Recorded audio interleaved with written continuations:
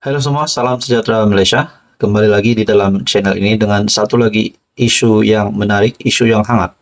Tonton dan Puan, sebelum ini kita mendengar berkaitan dengan satu isu panas yang dikaitkan dengan ustaz dan ustazah Propas yang disekat ataupun tauliah ditarik. Nah, saudara-saudara, perkongsian melalui satu artikel sebelum ini menyatakan berkaitan dengan beberapa perkara yang timbul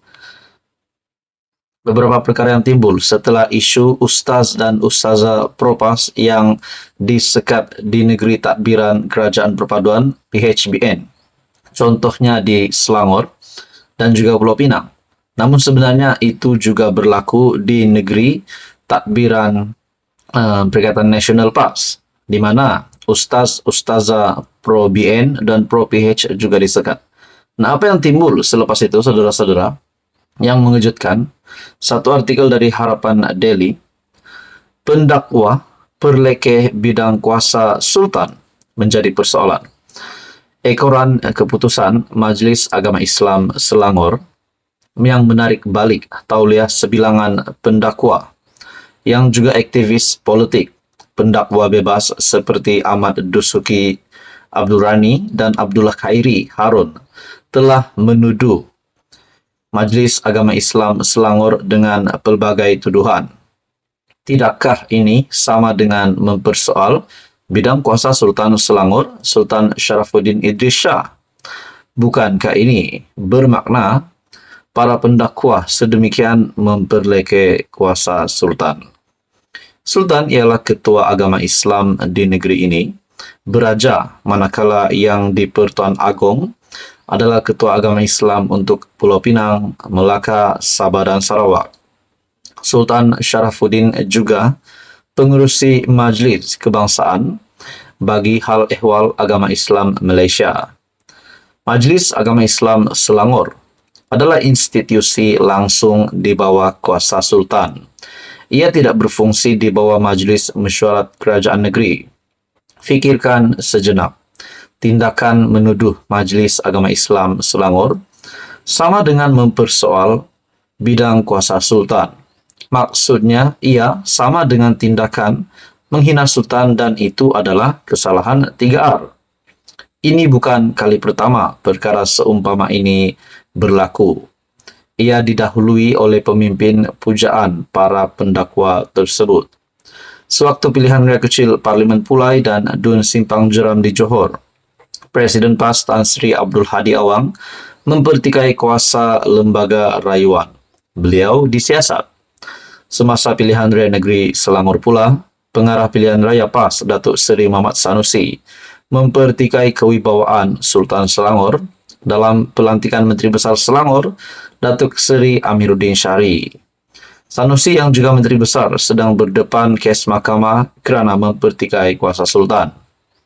Ada peribahasa bahasa Melayu yang berbunyi, guru kencing berdiri, murid kencing berlari.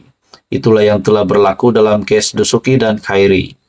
Sekiranya para pimpinan parti boleh diambil tindakan siasatan dan dakwaan, mengapa tidak tindakan sebegini menyusul terhadap para pengikut mereka? Satu artikel dari Harapan Daily, pendakwa perlekeh bidang kuasa Sultan. Apa komen Anda? Teruskan bersama di dalam channel ini untuk info yang seterusnya. Hello, salam sejahtera Malaysia. Selamat datang ke channel Fels Lifestyle.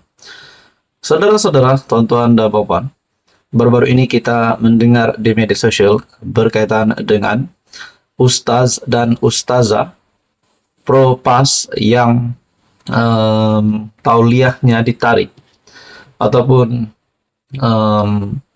kita mendengar berkaitan dengan beberapa perkara yang timbul, isu yang timbul apabila tauliah ustaz dan ustazah PAS ditarik di negeri yang ditadbir Kerajaan Perpaduan ataupun PHPN, contohnya di Selangor dan Pulau Pinang.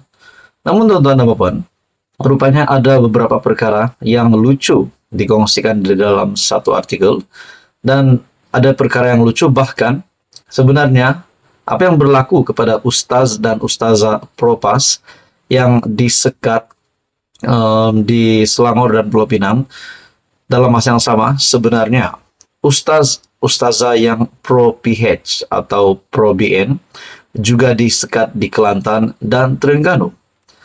Menurut satu perkongsian, satu artikel dari Harapan Daily, 4 perkara lucu apabila tauliah ustazah PAS ditarik. Oke, sebelum saya meneruskan, mohon jasa baik Anda untuk bantu channel ini dengan menekan butang like, share, dan juga subscribe. Ada satu fenomena yang lucu dan menarik apabila segelintir orang agama seperti Dusuki Rani dan Abdullah Khairi bersuara ketika tauliah mereka ditarik atau disekat. Kalau rajin lagi, perhatikan cara mereka merespon kepada isu ini di pelbagai medium sebagai salah satu bahan kajian Anda. Pertama, kita semua tahu bahwa semua negeri buat perkara sama. Ustazah yang pro PAS disekat di Selangor dan Pulau Pinang. Dalam masa sama, ustazah yang pro PH atau pro BN disekat di Kelantan dan Terengganu. Sama saja, perangai negeri-negeri ini mengikut kompas politik masing-masing. Kedua, apabila orang-orang begini dengan mantap dan tidak sedar dirinya menyamakan sekatan kuliah mereka dengan sekatan ke atas dakwah Islam. Rilekslah bro sis. Hangpa adakah, tak adakah, dakwah Islam bergerak serupa itu juga di seluruh dunia. Besar sungguh keyakinan mereka bahwa dakwah mereka itu sungguh penting, boleh bagi A+ untuk keyakinan. Ada cara berpikir yang kita harus cerakinkan melalui sikap sebegini. Khalid Abu El-Fad pernah menyinggung hal ini dalam Speaking in God's Name. Apabila sebilangan orang menyangkakan bahwa hanya dia yang bawa Islam. Justru kalau dia disekat, maksudnya Islam disekat. Di belakang sikap ini adanya cara berpikir authoritarian yang mahu memonopoli kebenaran agama, lalu berpotensi mewujudkan sikap ekstrim dalam kalangan penganut agama.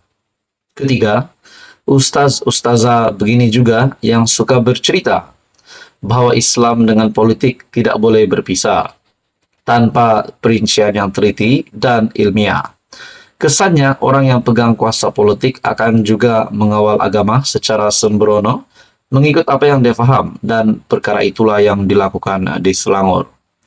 Kalau ustazah ini konsisten dengan apa yang mereka dakwahkan, maka mereka patut terima ketetapan negeri-negeri ini menyekat mereka. Agamakan tidak terpisah dari politik. Haha, menurut tulisan ini. Keempat, kesian liberal dengan sekuler kena fitnah. Setahu saya, dalam majlis agama negeri, mungkin tak ada yang sekuler atau liberal. Kalau ada pun minoriti yang terlalu halui. Kalau benci sangat pun, tak payahlah fitnah orang. Ustaz Oi Saman Satgi baru tahu. Artikel dari Harapan Daily oleh Hazman Baharom. Apa komen Anda? Teruskan bersama di dalam channel ini untuk info yang seterusnya.